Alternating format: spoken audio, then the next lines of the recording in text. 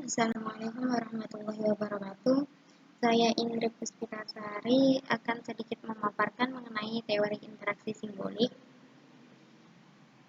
yang akan kita bahas diantaranya interaksi simbolik dalam perspektif sejarah, kemudian interaksi simbolik dalam realitas sosial, manusia dan makna dalam interaksi simbolik, dan juga interaksi simbolik Mead dan Blumer.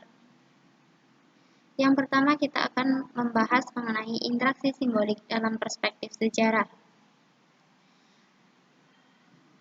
Interaksi simbolik merupakan salah satu perspektif teori yang baru muncul setelah adanya teori aksi yang dipelopori dan dikembangkan oleh Max Weber yang juga mengikuti pendekatan Weber yang digunakan dalam teori aksi.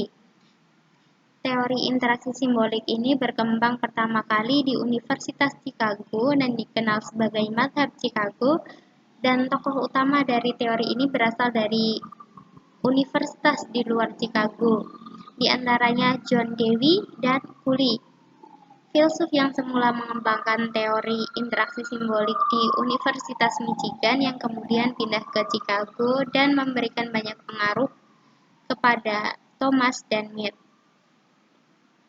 Yang kedua yaitu interaksi simbolik dalam realitas sosial.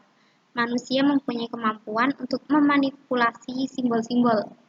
Kemampuan ini diperlukan untuk komunikasi antar pribadi dan pikiran subjektif. Bagi Mead, berpikir sama artinya dengan melakukan perjalanan panjang yang berlangsung dalam masa antar generasi manusia yang bersifat subhuman.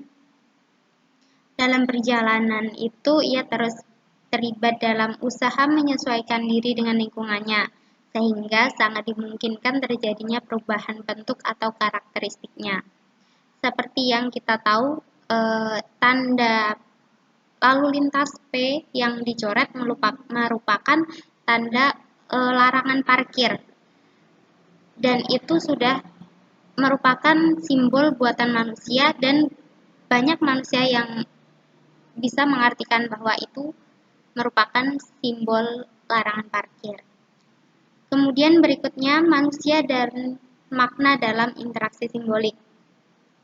Bagi Blumer, interaksionis simbolik bertumpu pada 3 premis, yaitu yang pertama, manusia bertindak terhadap sesuatu bagi mereka, yang kedua, makna-makna tersebut disempurnakan dan saat proses interaksi sosial berlangsung, dan yang ketiga, makna tersebut berasal dari interaksi sosial seseorang dengan orang lainnya. Untuk premis yang pertama, manusia bertindak terhadap sesuatu bagi mereka, seperti tanda larangan parkir dengan simbol P yang dicoret. Kita sudah tahu artinya dan kita bertindak. Ketika kita melihat tanda tersebut, kita bisa parkir di tempat yang lain, tidak parkir di tempat yang terdapat tanda tersebut. Yang kedua, makna-makna tersebut disempurnakan pada saat proses interaksi sosial berlangsung. Ketika kita sudah tahu tanda larangan parkir tersebut, kita melihat orang-orang masih banyak yang tetap parkir di tanda tersebut. Dan bahkan ketika ada aparat kepolisian mengetahui, aparat tersebut tidak menegur ataupun memberikan sanksi kepada orang-orang yang parkir di tempat itu.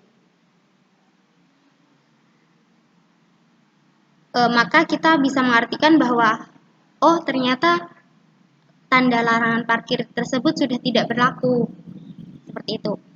Dan yang ketiga, premis yang ketiga yaitu makna tersebut berasal dari interaksi sosial seseorang dengan orang lain.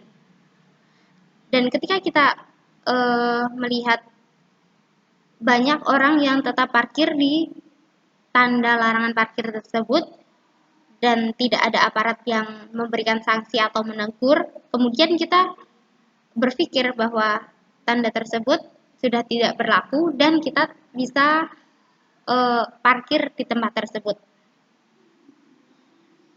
Yang terakhir yaitu interaksi simbolik Mead dan Blumer. Interaksionisme simbolis Mead dan Blumer tampak berlawanan dengan pendekatan model ilmu alam. Sesungguhnya setiap momen ke arah positivisme sudah membuat ahli teori jauh dari apa yang disebut Mead dan Blumer sebagai inti interaksi simbolis, yaitu hakikat tindakan sosial yang interpretatif dan dinamis. Dalam tradisi Mead dan Blumer, interaksionisme simbolis dilihat sebagai oposisi yang setia terhadap fungsionalisme struktural, tetapi sebenarnya sudah lebih dari itu. Interaksionisme ini merupakan aliran humanistik yang kuat menentang tekanan neopositif atau tekanan ilmiah yang sangat berakal dalam sosiologi kontemporer. Sekian dari pemaparan saya. Terima kasih. Wassalamualaikum warahmatullahi wabarakatuh.